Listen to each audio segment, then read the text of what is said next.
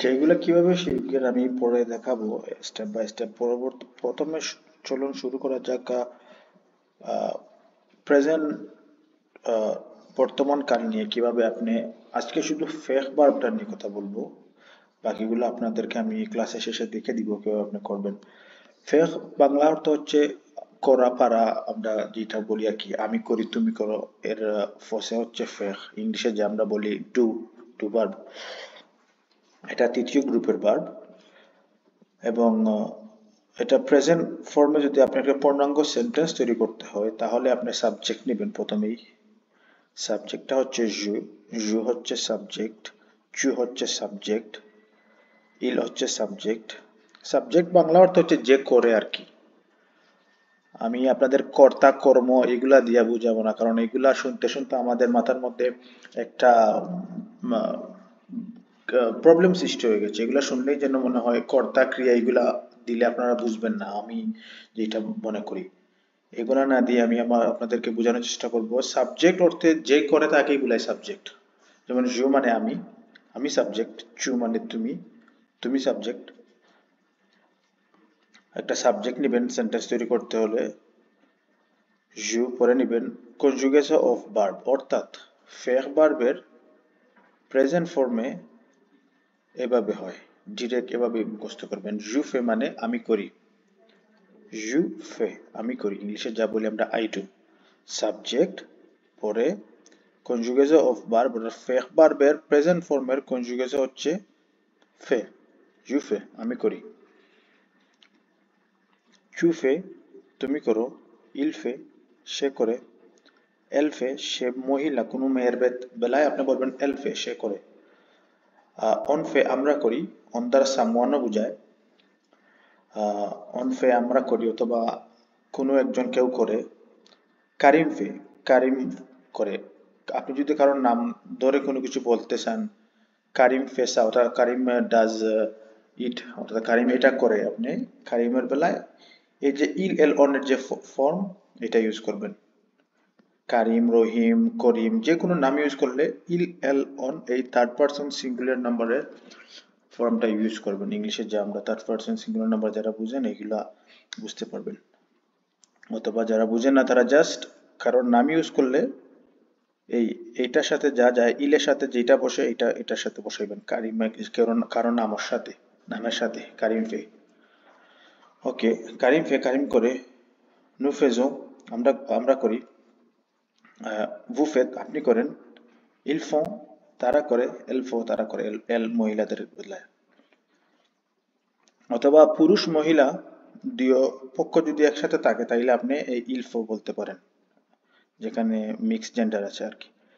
আমি এক্সাম্পলটা আপনাদেরকে দেখাই আর বুঝতে পারবেন। জু ফিনি মত খাবে আমি আমার কাজ শেষ করি। এখানে জুটা হচ্ছে সাবজেক্ট, ফে হচ্ছে ভার্ব। যেহেতু জুর সাথে সবসময় ফে যাবে, চু এর সাথে সবসময় এটা হবে চু ফে তুমি করো, ইল এর সাথে সবসময় এটা হবে ইল ফে সে করে, ইল এল অনের সাথে সেম, কারিম সেম। নু এর সাথে সবসময় ফেজো হবে, নু ফেজো আমরা করি, বু ফেত আপনি করেন। ভু সাধারণত আপনারা জানেন না, কাউকে না চিনলে অথবা রেসপেক্ট করার ক্ষেত্রে আপনি ভু ইউজ করবেন, আপনি চু ইউজ করবেন না। ওকে, জু ফে আমি করি, মত খাবাই আমার কাজ। জুটা এখানে সাবজেক্ট, এখন ফেটা হচ্ছে ভার্ব। জু ফে আমি করি। ম এডজেক্টিভ এগুলো আমি পরবর্তী অ্যাডভান্স লেভেলে একটু যে সময় যাব আমি বোঝাবো এডজেক্টিভ কি নাউন কি। আপাতত জাস্ট এই দুইটাই বুঝেন। জু ফে আমি করি, মত খাবাই আমি আমার কাজ করি। আপনি যদি বলতে চান তুমি তোমার কাজ করো, চুফে নত খাবাই। সামটাইম দেখবেন কেউ আপনাকে, আপনি বলতেছেন কাউকে চুফে কোয়া, এই দেখেন একটা 2 নম্বর এক্সাম্পল।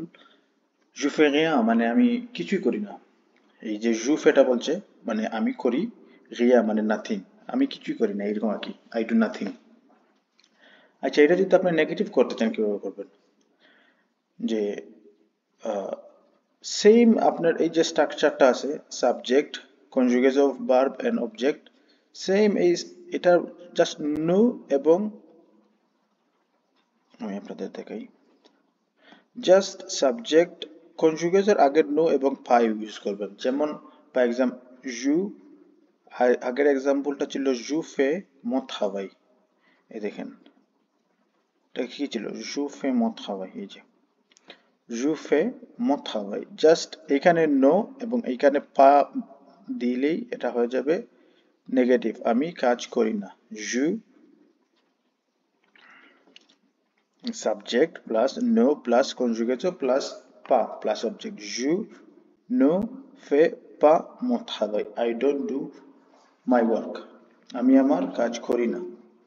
বাট কথা বলার ক্ষেত্রে ফ্রান্সে বেশিরভাগই ক্ষেত্রে নো ব্যবহার হয় না, কিন্তু লেখার ক্ষেত্রে বা আপনার পরীক্ষার ক্ষেত্রে আপনার নো ইউজ করতে হবে, নতুবা ওরা এটা ইনকারেক্ট মনে করবে।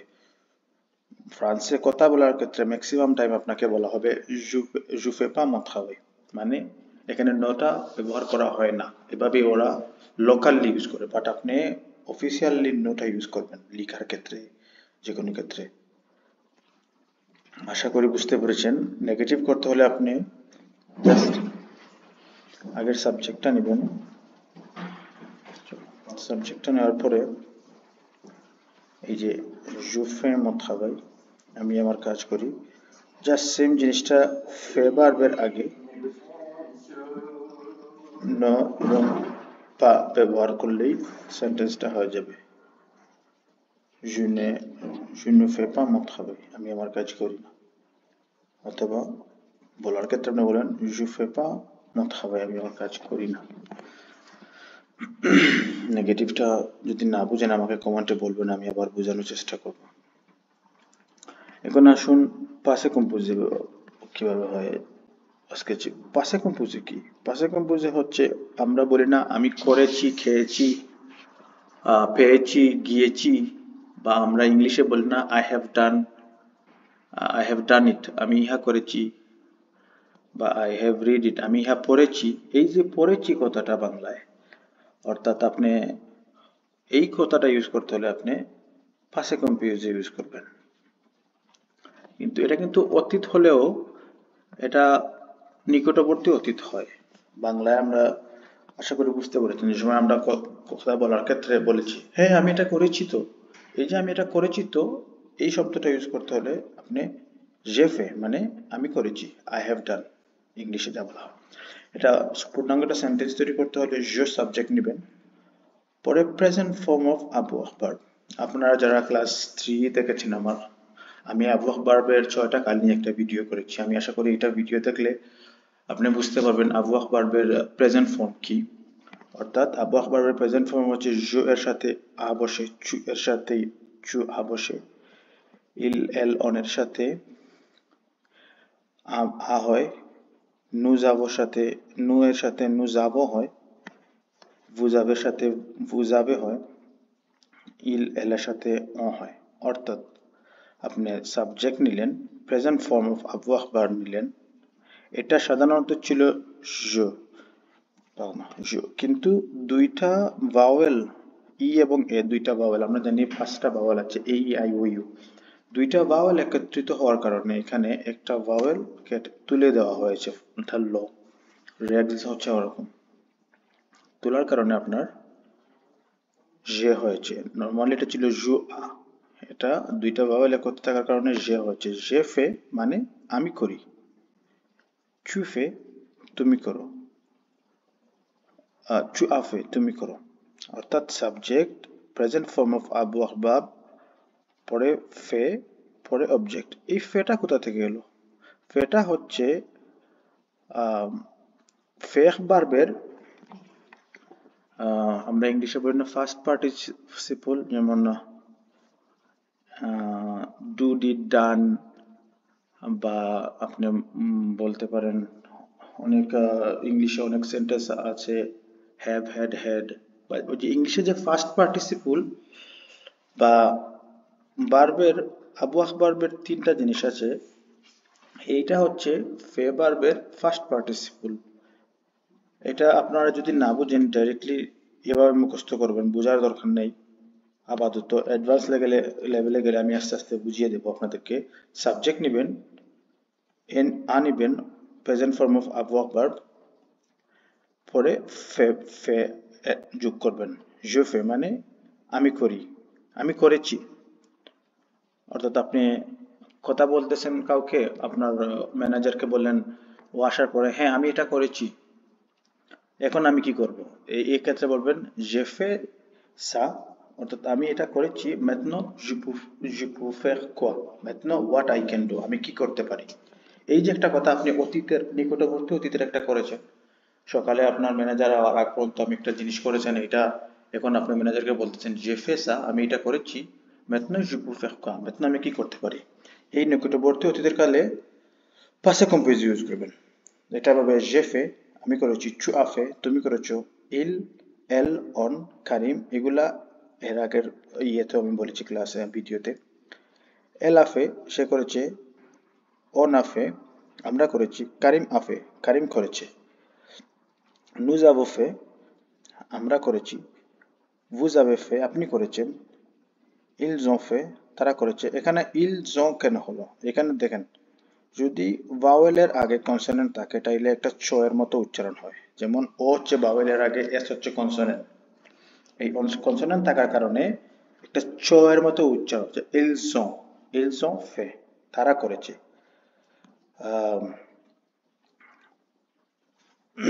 যে ফে মে দেভোয়ার, অর্থাৎ আমি আমার হোমওয়ার্কটা করেছি। I have done my homework, আমি আমার হোমওয়ার্ক করেছি। যে ফে মে দেভোয়ার, দেভোয়ার, আমি আমার হোমওয়ার্ক করেছি। এখন আসুন নেগেটিভ কিভাবে করবেন। সেম এক্স্যাক্টলি আগের ফর্মটাই সাবজেক্ট প্লাস নো plus present form of avoir verb plus পা প্লাস অবজেক্ট। অর্থাৎ je হচ্ছে সাবজেক্ট, এ হচ্ছে avoir verb এর প্রেজেন্ট ফর্ম। আমি আবারও বলবো, যদি avoir verb এর প্রেজেন্ট ফর্ম না বুঝেন, আমি 3 নম্বর ক্লাসটা দেখার জন্য রিকোয়েস্ট করবো, আপনি বুঝতে পারবেন। জু, নে, নো, দুইটা ভাওয়েল সেমলি ভাবে একত্রে হওয়ার কারণে একটা ভাওয়েল বিলুপ্ত হয়ে গেছে। je n'ai fait, je n'ai pas fait mes devoirs, আমি আমার হোমওয়ার্ক করিনি। আশা করি বুঝতে পেরেছেন। এখন চলুন আপনি আমার আবার প্র্যাকটিস করার জন্য বলে দিই কিভাবে আপনারা বলবেন। j'ai fait, tu as fait, il a fait, elle a fait, on a fait, Karim a fait, nous avons fait, vous avez fait, ils ont fait, elles ont fait।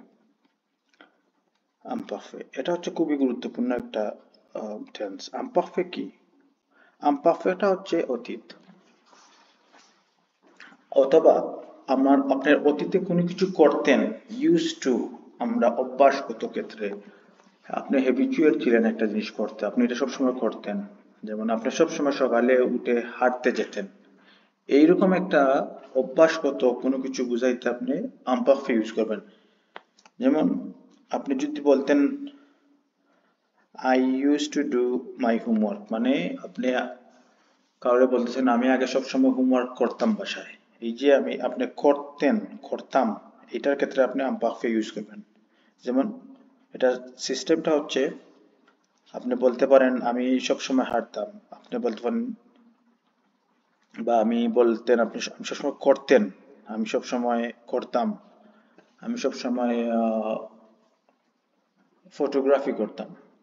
তাই আপনি বলেন je faisais photographe, আমি photography করতাম। এটা করতে হলে আপনি subject নেবেন, পরে subject F A I S এটা লিখবেন। সব ক্ষেত্রে, সব সাবজেক্টের বেলায় জু, চু, ইল, এল, অন, সাবজেক্টের পরে এফ এ আই এস লিখবেন, এবং জু এর সাথে এ আই এস, চু এর সাথে এ আই এস, এই রেড যেগুলো দেখছেন, এল, ইল, অন, কারিম, এগুলোর সাথে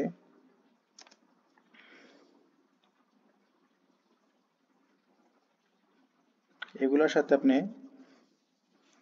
এআইটি, এবং নু এর সাথে আইওএনএস, ভু এর সাথে আইইজেড, ইল, এল এর সাথে এআইএনটি। অর্থাৎ উচ্চারণটা এভাবে হবে, জু ফুজে, আমি করতাম। চু ফুজে, এখানে